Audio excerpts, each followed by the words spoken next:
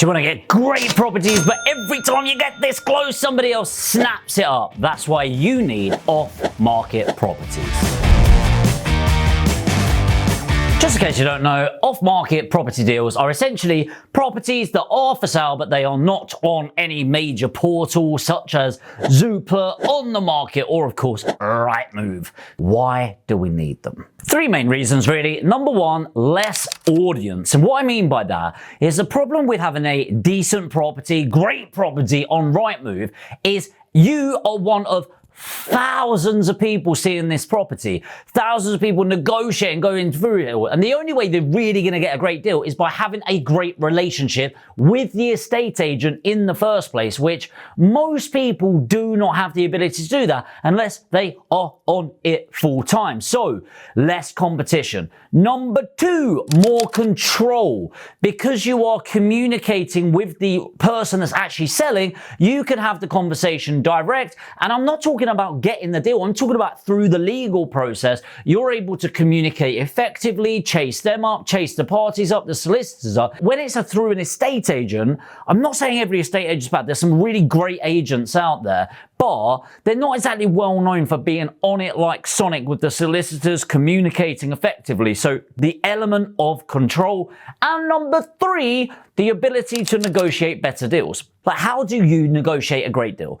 Well, you have to think, you buying property is providing a solution. So for the average person, it's, I'm looking to sell my property. That's my problem. I'm looking to buy a property. That's a solution. Okay, hardly a great deal. Whereas I'm looking to buy a property, but I need to move quickly, and it needs a refurbishment, and I'm willing to move quickly because of pain point, pleasure point, whatever it is.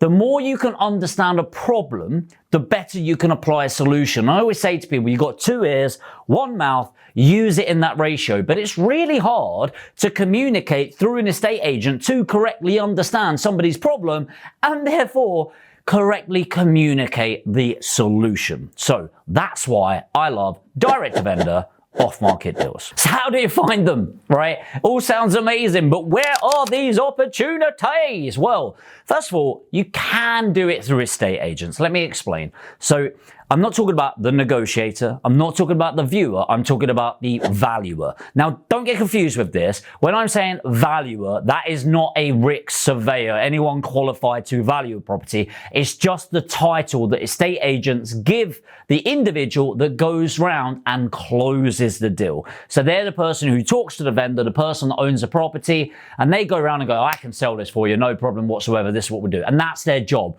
And the reason they're titled valuer is, well, one, I guess they're telling them what they can get, but also it's quite a bit more of an official title. But the point is, if you can build a relationship with a valuer, then you are able to get a phone call from them and say, hey, look, I'm about to view this property. It's in your area. What do you want me saying to the vendor? And say the vendor's saying to this valuer, which, by the way, the person selling the property, the vendor, will not just be talking to that one estate agent. They'll be talking to two or three. So imagine you're this valuer that you've got a relationship with, and they talk to the vendor and go, look, yes, I want to sell for this, but really I need this in legals in the next couple of weeks, blah, blah, blah. And the valuer can go, do you know what?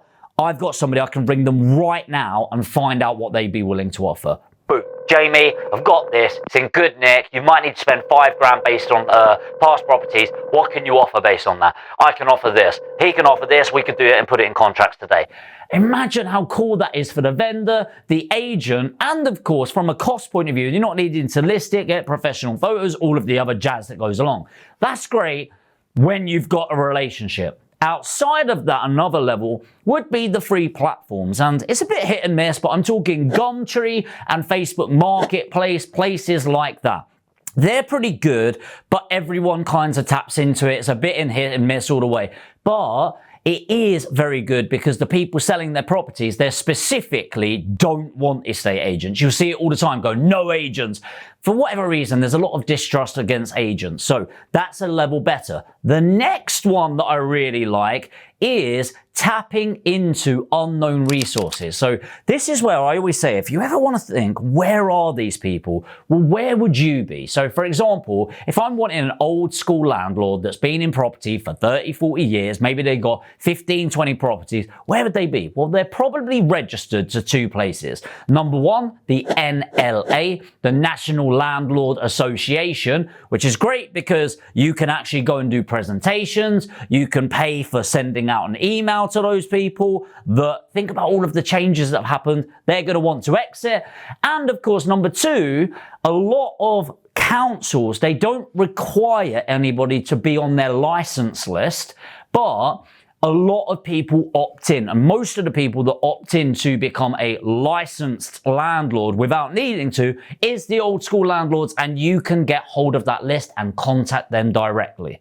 My favorite way is ads, specifically Facebook ads. I love it. Hopefully you've seen some of my Facebook ads out there. Hopefully, unless you're a vendor, you haven't seen the property ones, but who knows. So what you're doing is you're creating an ad, you're targeting people that you think would be interested, which could be divorce, repatriation, probate, financial issues, or just situational aspects where they are willing to have a conversation about selling their property quickly, right? It works very well. So that's what we're moving towards, okay? So the great thing about it is you can set it up, which takes you a couple of hours. I've actually done a video on this channel on how to set up a Facebook ad, and then you let it do its thing. And you want more leads, all you do, spend more money. You got too many leads, all you do is decrease your spend. But those are really great ways and powerful ways to get off-market direct-to-vendor deals.